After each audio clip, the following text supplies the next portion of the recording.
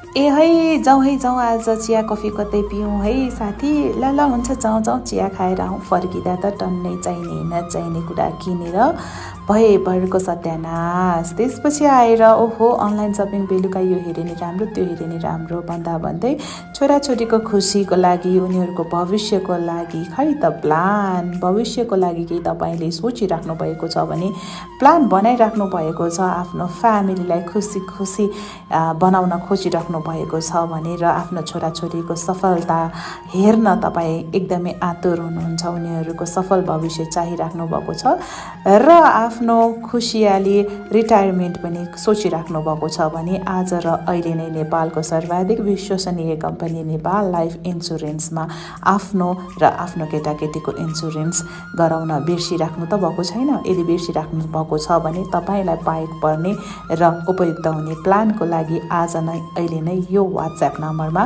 Contact गर्न सक्नुहुन्छ।